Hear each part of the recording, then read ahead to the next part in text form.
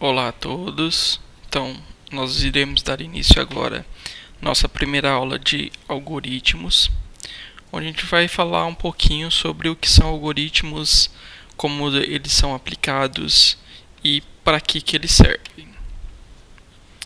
Então, antes de a gente entrar em algoritmo, é interessante a gente falar um pouquinho sobre lógica, que é o fundamento básico para a construção de um algoritmo.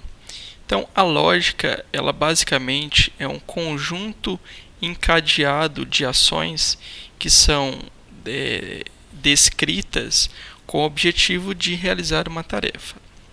Então, durante a criação de uma lógica, a gente precisa ter uma coerência e uma racionalidade para poder encadear esse conjunto de sequências de passos, tá?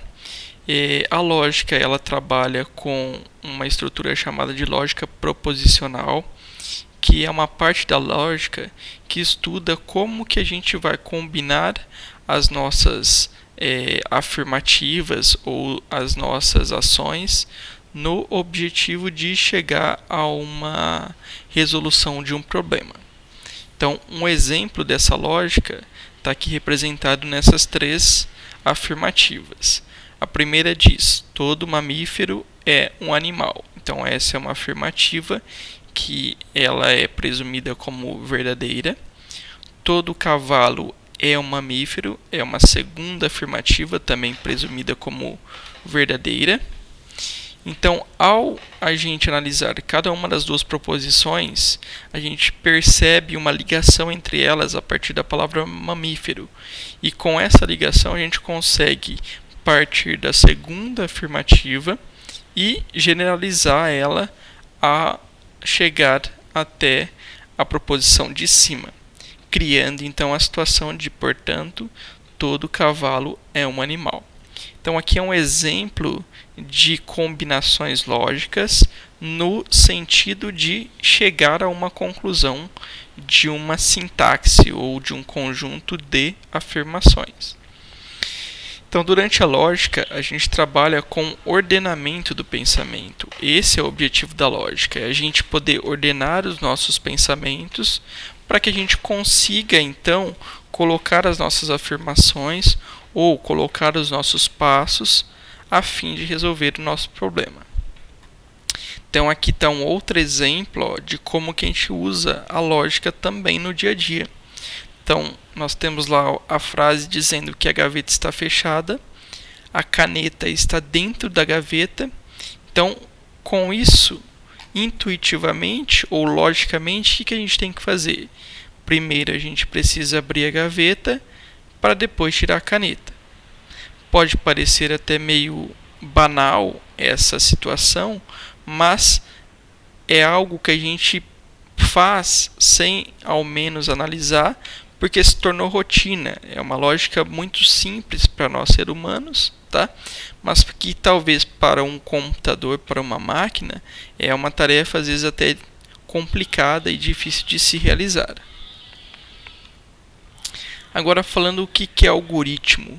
Então, nós temos a lógica onde a gente consegue então encadear os nossos raciocínios lógicos, ok?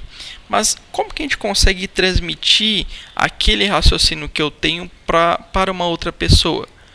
Para alguém que eu queira que siga os mesmos passos para chegar à solução de um problema. Então, para isso, a gente utiliza o algoritmo.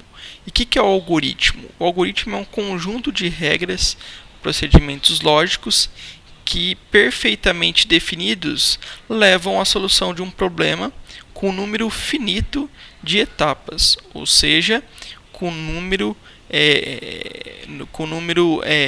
x, né? Esse x é o número que eu consigo definir de etapas que vão, se eu seguir ordenadamente os passos que estão lá descritos, né? Porque eles são numerados, eu vou automaticamente conseguir chegar à solução daquele problema, que é a mesma solução de quem acabou codificando aquele algoritmo, de quem acabou produzindo aquele algoritmo, tá? Então, a gente pode dar como exemplo um algoritmo uma tarefa de realizar um bolo. pegar a receita e fazer todos os passos que estão descritos naquela receita. Então a receita seria um algoritmo. Lá eu tenho todas as tarefas que eu tenho que fazer, a sequência de ações, ingredientes, tudo que é necessário para que eu tenha ao final o bolo pronto.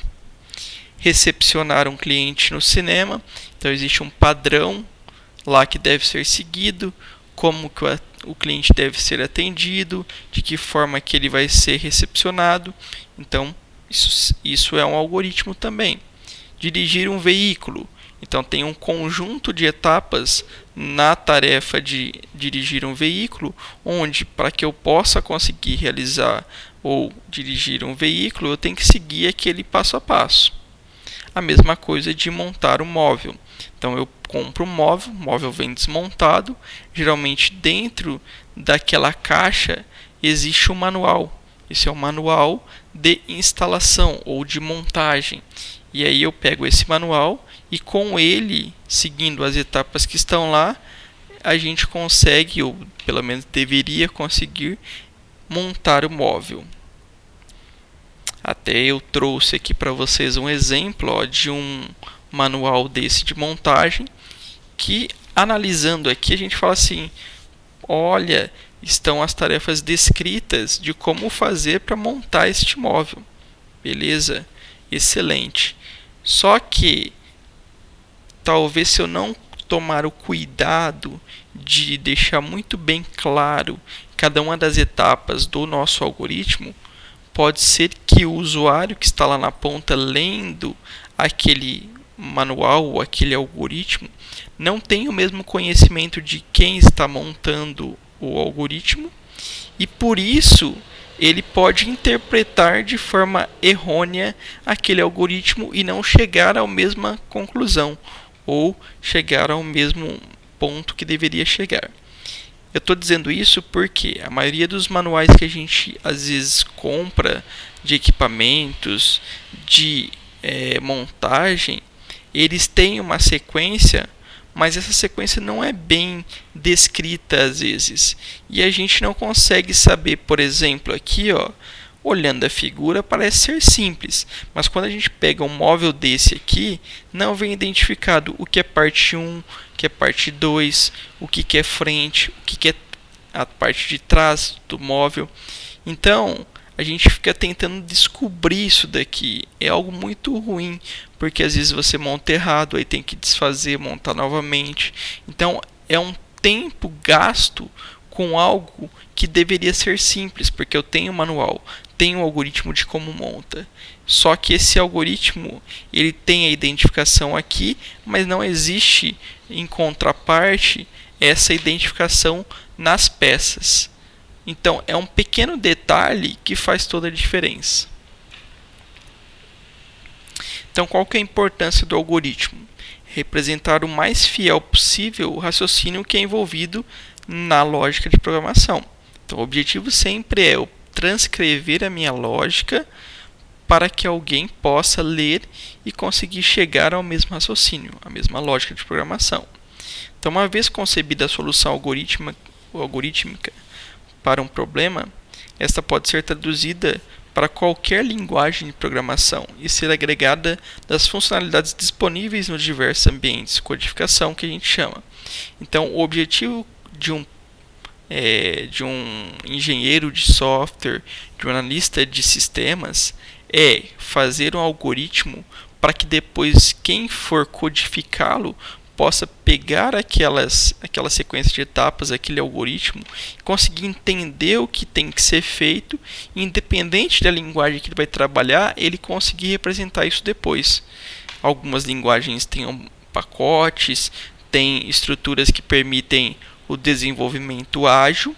Então, o objetivo aí, depois de tudo isso, é ganhar tempo com isso. O programador pegar e poder codificar rapidamente este código. Então, algumas regras para a criação de algoritmos. Primeiro, utilizar apenas uma ação por instrução. Então, quando eu vou montar o algoritmo, cada linha ela só pode ter uma ação.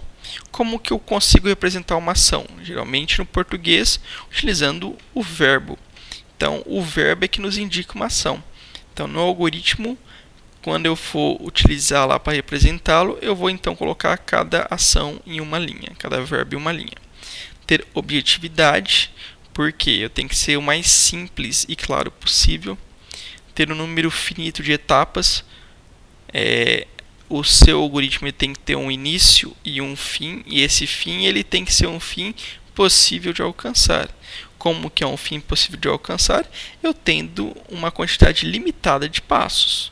Tá? Eu não preciso exatamente seguir tantos passos. Por exemplo, todo o meu algoritmo tem que ter 10 linhas. Isso não precisa seguir à risca. No entanto, eu preciso ter um número limitado. 10, 50, 100, mas eu preciso ter algo que eu consiga enxergar o fim.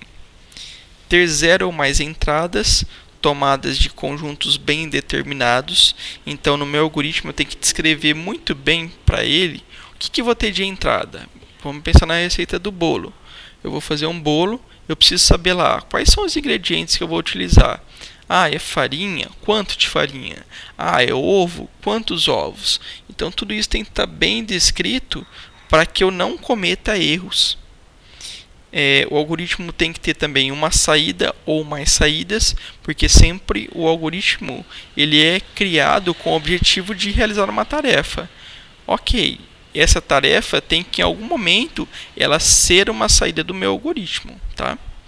E uma condição de fim sempre atingida para quaisquer entradas e num tempo finito. Então eu posso ter algoritmo onde ele entra no que a gente chama de loop. Então, para esse loop não ficar eternamente, tem que dizer para ele em que momento ele vai finalizar, tá? Para ele poder então, a partir daí, encerrar a execução. Aqui eu tenho alguns exercícios que eu estou deixando para que vocês depois treinem a respeito de lógica.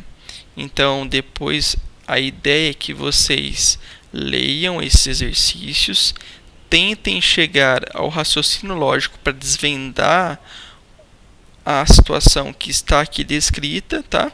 E representar isso de uma forma que qualquer pessoa, ao ler, consiga entender qual é o raciocínio que vocês utilizaram, tá?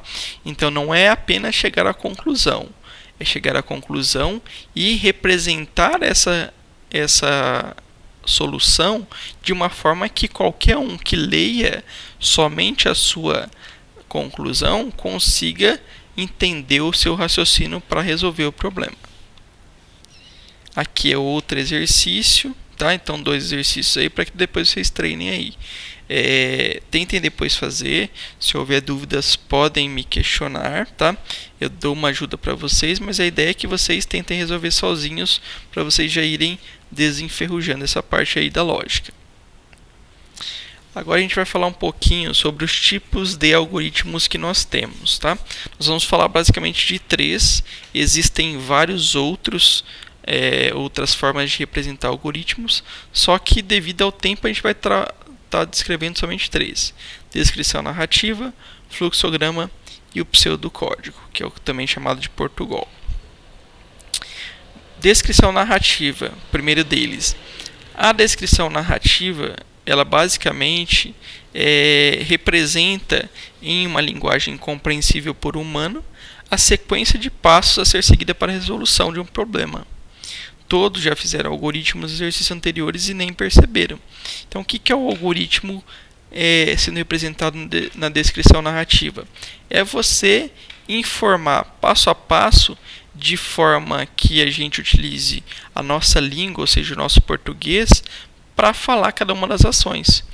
Por exemplo, se eu quero dizer para alguém fazer um bolo, eu vou lá escrever a receita e nessa receita eu vou falar passo a passo que ele vai ter que fazer. Misturar um ovo, 2 ovos, 200 gramas de farinha, bater, e tudo isso está sendo descrito de forma que qualquer pessoa que ler, entenda português, vai conseguir fazer aquela receita. Então, isso é um algoritmo descrito em forma narrativa, tá? Utilizando o português.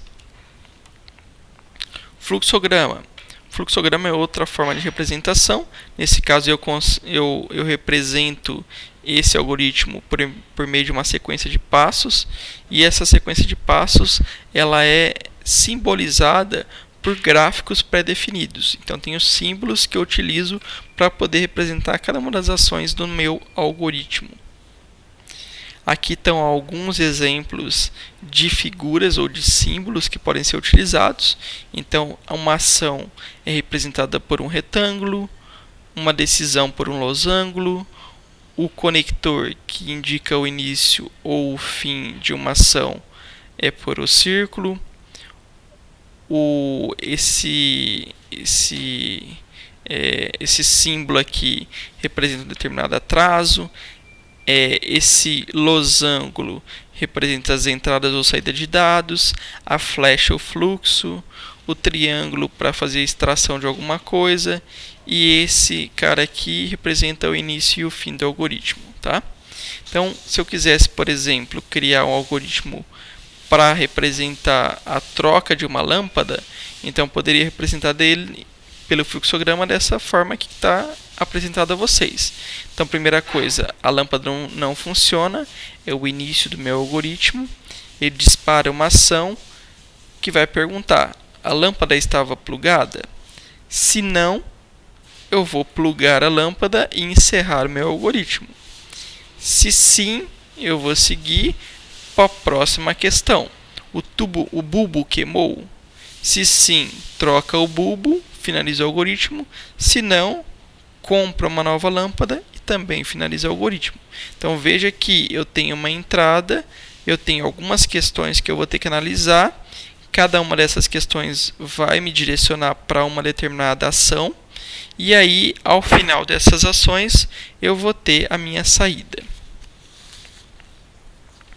Aqui é um exemplo utilizando o pseudocódigo. O que é o pseudocódigo? O pseudocódigo é um intermediário entre uma linguagem de programação e um português aí do nosso dia a dia.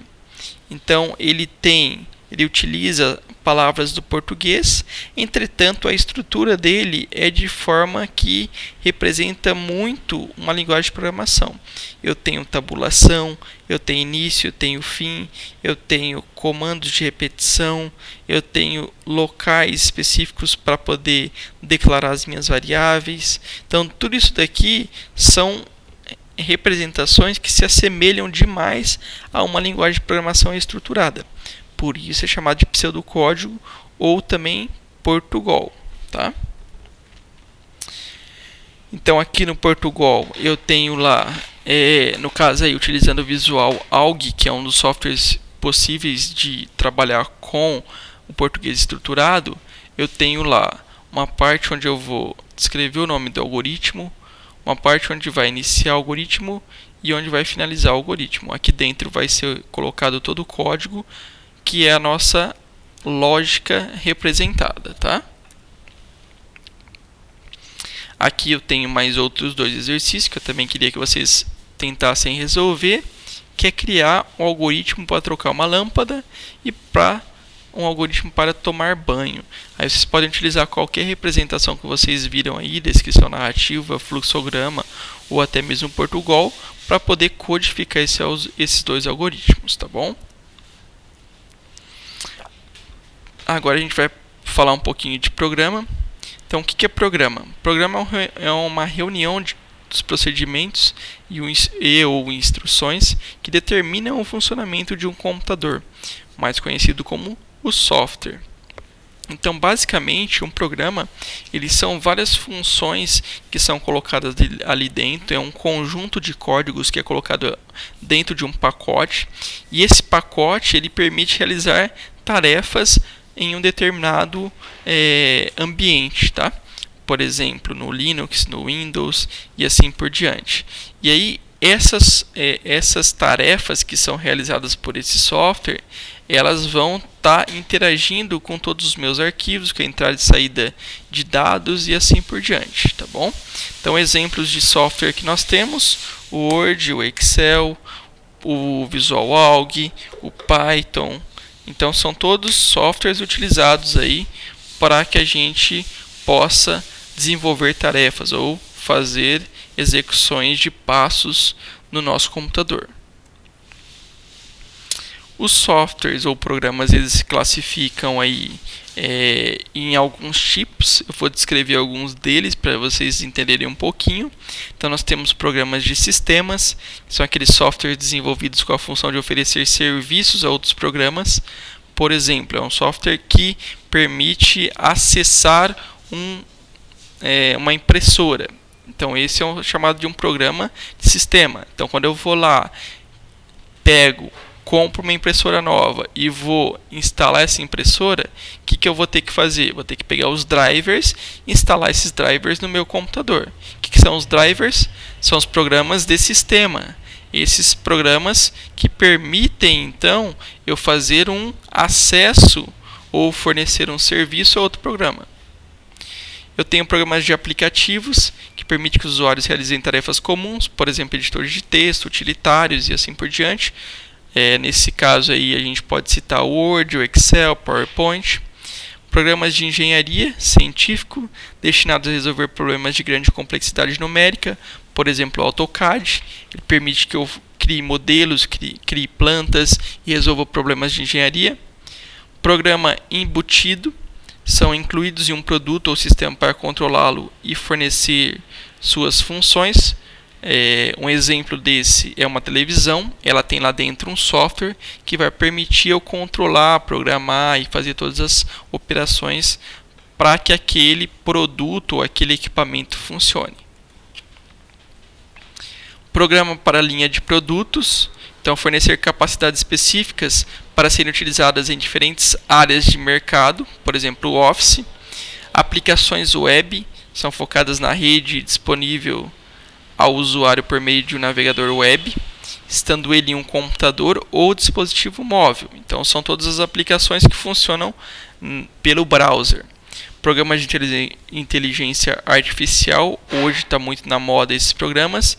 Eles utilizam então conceitos de conjuntos e regras simbólicas para solucionar problemas complexos. Há técnicas convencionais de computação, ou seja, técnicas que não se resolvem somente utilizando a programação. Eu preciso ter uma inteligência ali para poder chegar a uma solução de um problema. E essa inteligência ela é feita de forma computacional, de forma, vamos dizer que simulada, tá bom? Agora falando um pouquinho de linguagem de programação. Então a linguagem de programação ela é um método padronizado para que a gente possa comunicar instruções para um computador. Então a linguagem de programação ela permite que a gente converse com o computador e a gente controle ele. Então na linguagem de programação a gente tem um conjunto de regras sintáticas e semânticas que devem ser obedecidas na hora de criar esse programa que a gente quer aí desenvolver. E essas regras sintáticas e semânticas elas são utilizadas para definir o nosso programa. Então as linguagens de programação elas podem ser usadas para expressar algoritmos com precisão. Então aqui está um exemplo de uma linguagem de programação. Nós temos aí dois tipos de linguagem de programação. Nós temos a de baixo nível, que são as mais próximas ao conjunto de códigos que o computador entende, ou seja, 0 e 1. Nesse caso, um exemplo de linguagem é a linguagem Assembly. Alto nível são linguagens mais próximas ao desenvolvedor e por isso contam com comandos que podem realizar várias funções em um único comando. Geralmente são utilizadas em um conjunto com IDEs. Um exemplo de linguagem de programação de alto nível é o Python ou C++ e assim por diante. Aqui tem um exemplo de um assembly, só para vocês verem como que é a sintaxe dessa linguagem.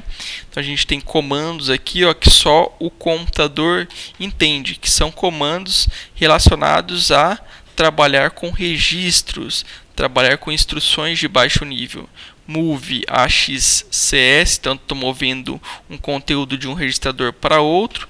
Eu tenho que conhecer muito bem cada parte dos registradores, quais são os registradores que eu posso movimentar, que eu posso trabalhar, porque quando eu estou trabalhando a baixo nível, tudo tem que ser definido de acordo com o que o computador consegue processar. Então eu tenho que conhecer muito a fundo esse dispositivo, a estrutura interna dele, para poder conseguir descrever com detalhes o que cada registrador vai fazer e vai armazenar. Aqui está uma linguagem de alto nível, para vocês verem aí um exemplo de uma delas. Aqui é o Python. Então aqui eu já tenho funções. Essas funções eu posso criá-las com o objetivo de resolver um problema. E sempre que eu precisar executar, ou seja, realizar um cálculo com um valor diferente, basta eu chamar essa função, passando para ela qual é o valor que eu quero que ela calcule. E aí ela vai calcular e retornar esse valor para mim. Igual está aqui, ó, Fib 1000, eu vou ter o resultado aqui, ó, do Fibonacci de 1000. Se eu quiser de 100, coloco Fib 100 e assim por diante. Então veja que eu não preciso ficar toda hora codificando novamente. Criei uma vez, defini ela como uma função, ficou empacotada. Basicamente, toda vez que eu quiser realizar ela, só chamar ela, passar o valor que eu quero que ela calcule. Então é muito mais simples e é muito mais alto nível, ou seja, a gente não precisa compreender como é a estrutura interna, qual é o registrador que vai armazenar cada variável, qual a movimentação que vai ser feita. Isso eu não preciso saber. Isso é a coisa que quem vai ficar responsável vai ser a linguagem de programação. Então eu me isento, eu como programador, isento dessa parte, deixo a cargo da linguagem de programação. Então aí só um desenho, uma figura representando aí algumas das linguagens de programação. Eu tenho diferentes tamanhos aqui, porque basicamente esse cara aqui me mostra a quantidade de programadores que utilizam, em empresas também, né, que utilizam cada linguagem. Quanto maior o tamanho da palavra, quer dizer que mais pessoas utilizam aqui em relação às demais, tá? Então, ó, C é uma linguagem muito utilizada, é antiga e é bastante utilizada até hoje. Java também é bastante utilizada. Depois eu tenho aí o PHP, Script, tá? Então é só uma visão aí de como são as linguagens. Algumas delas aí talvez vocês não conheçam, tá? Podem ficar à vontade depois se quiserem procurar aí ver mais detalhes delas. E qual que é o nível de utilização. Então quanto maior aqui, mais utilizada a linguagem, tá bom? Bom, então vou parar por aqui. Na próxima aula a gente continua. Até logo!